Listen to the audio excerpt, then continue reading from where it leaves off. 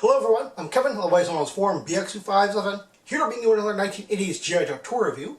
And for my second Iron Grenadiers theme month, and the last Iron Grenadiers item I'll be looking at Destro's assault vehicle, the 1989 Razorback, with its drivers, the Wild Boars. Both the Wild Boar and the Razorback makes the first comic book appearance in the Old Nova comic run G.I. Joe spin-off, G.I. Joe Special Missions number 26. The Razorback in the main title makes a cameo appearance in the background of issue number 97, but both Wild Boars and the Razorback make a full appearance in issue number 101. Only the Razorback makes a cartoon appearance in 1989 DiC animated 5-part miniseries Operation Dragonfire Part 1, where it's mostly driven by Destro, fairly appropriately, but sadly the Wild Boars never makes an appearance in cartoon form. Taking a look at the Razorback first, it's actually a very large vehicle. Taking a look at its own driver, a 3 3/4 inch Wild Boars, you can see it has quite a bit of length there. Taking him out of the way for now, you can see that this thing is almost 14 inches long. It has a lot of very interesting features as well. We have 4 of these tracks. They look like tires, but they're actually called tracks on the blueprints, rather a lot like the 1988 Swamp Masher has. So there's 4 on each side, making 8 wheels altogether, meaning that this thing rolls exceptionally well, and it's rather unhindered because it has a lot of space underneath. The front cockpit could hold 2 figures seated with these universal seat belts, which is what you got in a lot of 1988 and 1989 vehicles. There's no designated driver or gunner side, so you can use either side if you want. We have a really interesting little radar dish here. It can swivel all the way around, as well as hide away. It actually clicks into place, so that's not just some funny little error that they've made there. It actually does click into place up and down. I'll just leave it down for now. And on each side, we have these rotating missile points, which has 4 missiles on each side.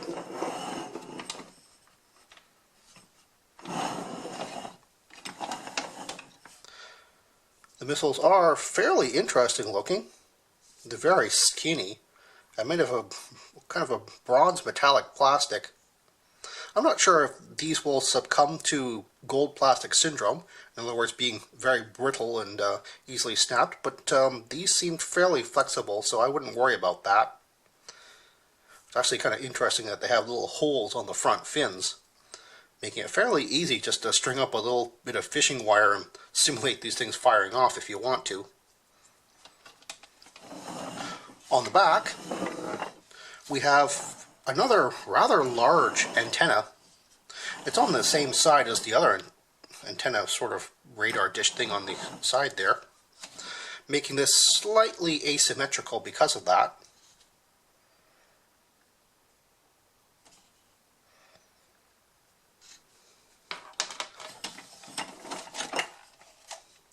It also has an opening engine cover on the back here, which actually has cutout slats here for ventilation. You can see right through them. And you just take that right off, and you can see the engine detail, but only on one side. The other side is actually rather hollow. When I first got this toy, I actually thought I was missing something that was removable here, but no, it's actually just a storage compartment right beside the engine. That's very, very odd, but, well, it's storage, so you can't really complain about that. It also has a universal tow hook. The Iron Grenadiers didn't come with any towed vehicles, but I suppose you can simulate the Iron Grenadiers stealing a G.I. Joe, or a towed vehicle, or maybe even a Cobra towed vehicle like the Asp. And now to show the most prominent weapon on this vehicle, the one that I appreciate that's engineering the most, the bubble cannon. You can actually move the entire bubble around and up and down. Like the entire bubble actually moves, which is really cool that they've engineered it so it doesn't fall out of this little ring here. And you can just move it around. It's a little bit tight on mine, probably because of age and it's a bit warped, but it does work, and it still works rather well and effectively. Moving all the way up and down, and all the way around if you want. Now you're probably wondering, if this thing is one whole bubble, how exactly do you get the gunner into that seat? But before I get to that, you'll notice that these gray arms have these points coming up, and they sort of break up the, I guess, the leanness of the vehicle. And on the box art of the toy, as well as the photograph of the actual toy on the back, which is the prototype toy that they've taken a photograph for the packaging, but still, even that photograph actually has those points sticking downwards. So you might be thinking, have I actually assembled this thing incorrectly? Well, no. Actually, the package art is incorrect. With the points looking downwards, the whole arm is actually very streamlined with the rest of the body and looks great that way. So if you have yours misassembled with the points facing downwards, I don't blame you. It does look good that way. However, that is just misassembled, and there's a reason why they stick upwards. Other than the fact that with the things sticking upwards, that's actually where the vehicle gets its name, Razorback. Razorback is a colloquial term for a spiked mane boar, and boars have prominent underjaw tusks, which this is what it's supposed to represent on the vehicle. Now, with the points facing downwards, there's a couple of things that kind of go wrong here. And you'll notice at the very end here, if I can just get these wheels out of the way, you're not actually supposed to move these wheels out of the way, but they can be moved. You'll notice that there's a tab here, which rests on the side of the body. Now, if this were reversed, in other words, this arm is on the other side, so that this portion faces downwards, this tab is now up here. So when you articulate the arm, which I'll demonstrate in a second, it actually hits the body here instead of rest against it. And this is in its normal resting pattern. So it's actually resting against the body here. And you'll also notice that this isn't exactly smooth here either. It actually has a little bump and ratchet. And again, if this were reversed, that bump and ratchet thing would be all the way up here, connected to nothing, because, well, there's obviously nothing here, whereas there is down here. These gray arms have 2 points of attachment to the bodies, one there and one there, so they actually swivel the entire body inwards, like this.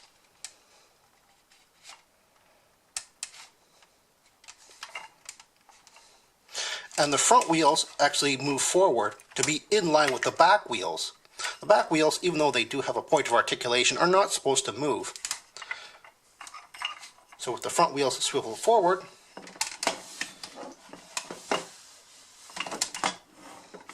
and this thing ratcheted into its final position, the whole thing actually moves the whole bubble cannon upwards.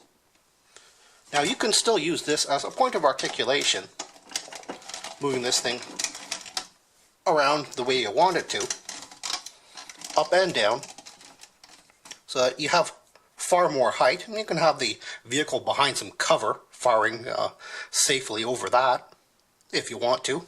I think the instructions even mentioned the ease of putting the driver into the cockpit in this position, but I don't think that's really that relevant. It's actually more for access to the gunner seat. Now, the gunner actually has a swivel downwards, so you actually have to point the gun as much downward as you can just to alleviate the space for the hinge. And then you can fold this downwards and you have a lot of room just to put your figure into that seat.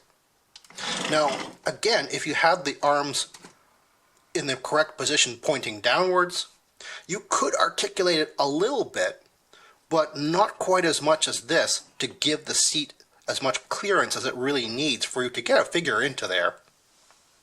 Taking a look at the very seldom seen gunner seat, you can see it has two prominent joysticks on either side of the armrests, as well as a third universal seat belt, something that might be forgotten if you're looking for one complete. Of course, with this thing kind of folded up, the figure gets a little bit closer to the end of the cannon attachment, which has its own handlebars. That's very curious that they decided just to actually put two of them in here.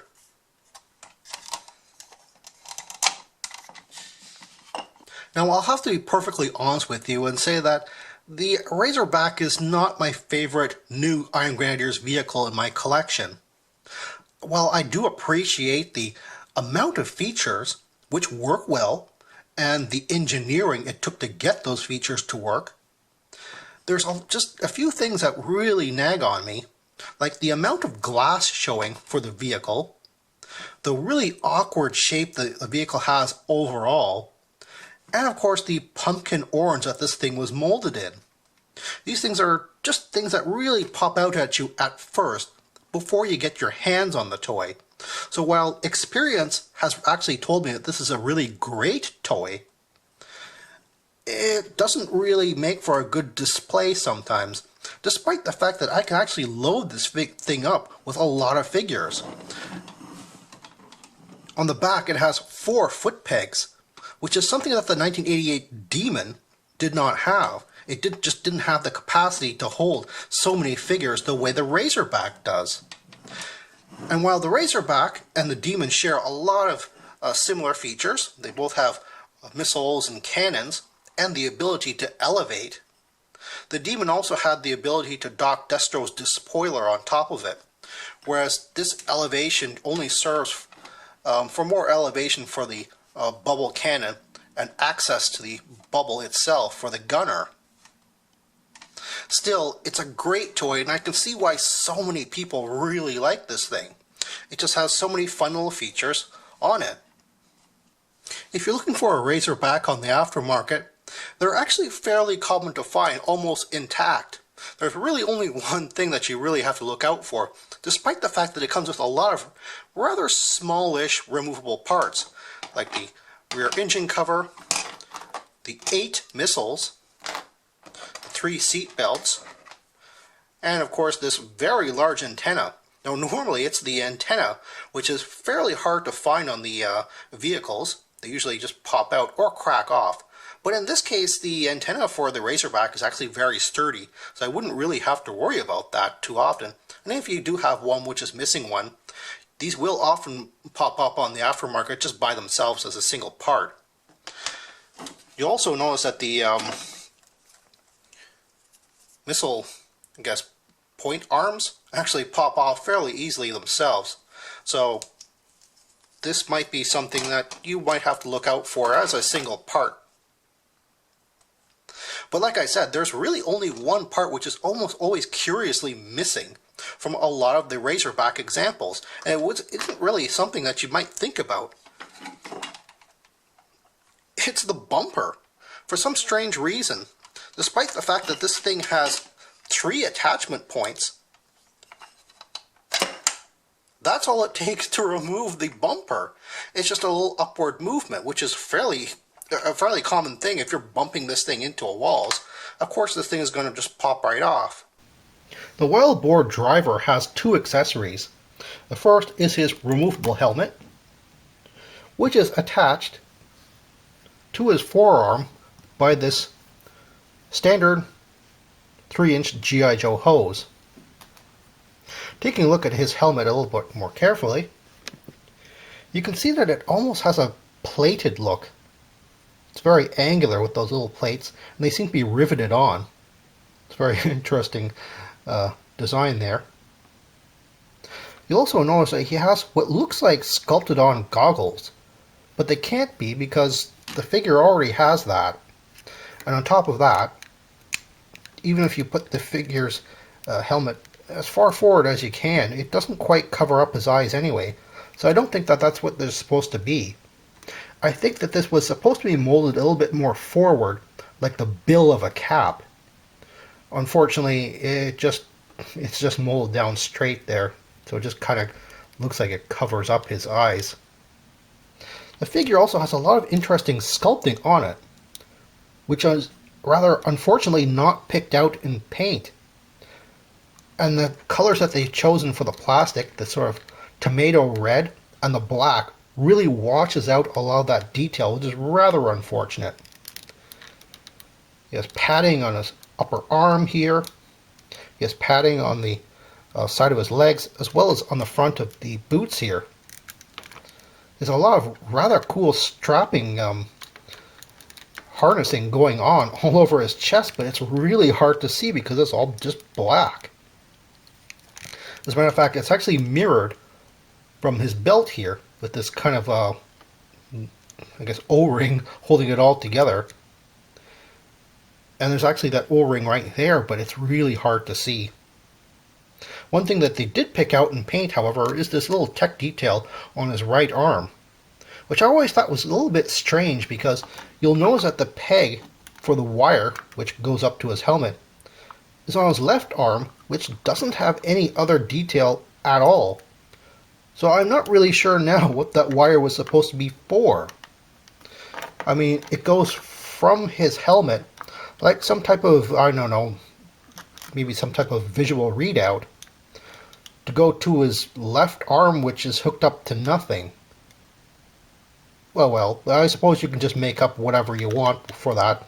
Some type of reflex enhancer, I don't know. Another interesting thing is, as you know, a lot of metallic paint on G.I. Joe figures, especially during the 80s, they tended to fade out quite easily and rub off quite easily. But right on this main strap here, you can't really see it. Well, maybe you can. But he has the Destro symbol right there on that strap. Mine is faded out because, of course, they painted it in gold.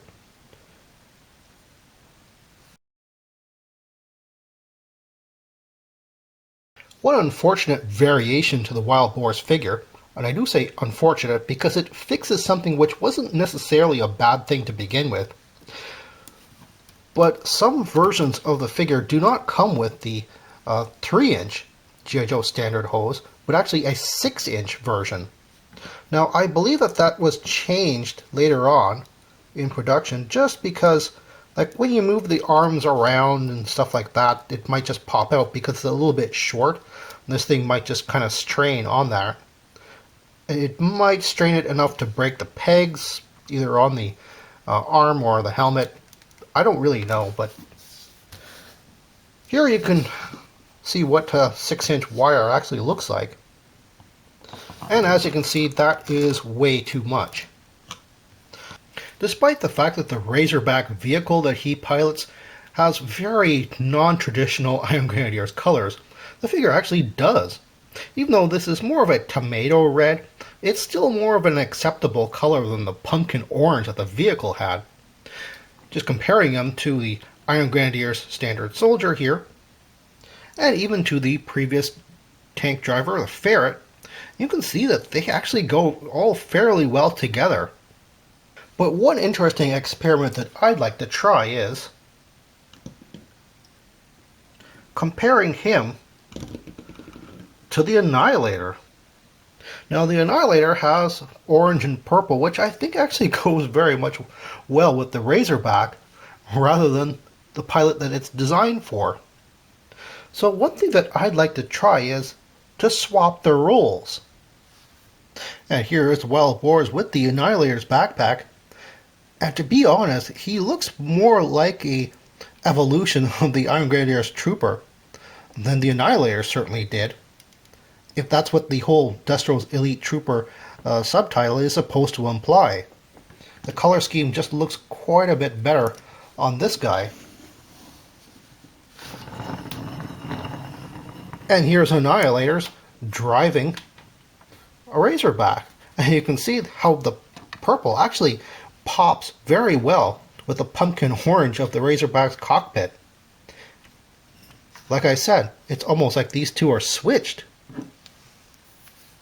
One neat variation of the Razorback to look out for is the one released in the UK and Europe. As I mentioned in my Metalhead review, Hasbro UK upgraded their figures with spring-loaded missile launchers. This upgrading extended to some 1989 and 1990 vehicles, such as the Razorback. Also, check out the orientation of the articulation arms. They're correct due to this being a later photo than the North American packaging.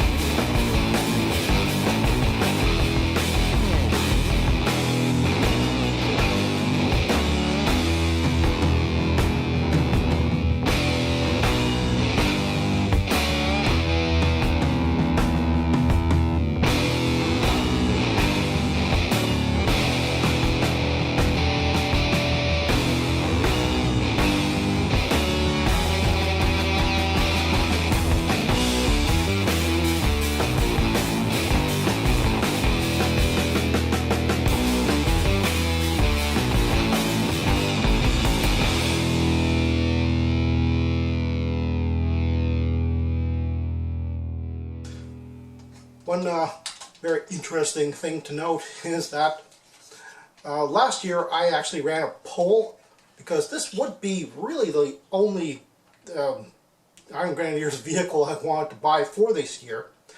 And this was a poll between the Razorback, obviously, Darklon's Evader motorcycle, and the 1990 Destro's Dominator, a vehicle which did not have a driver.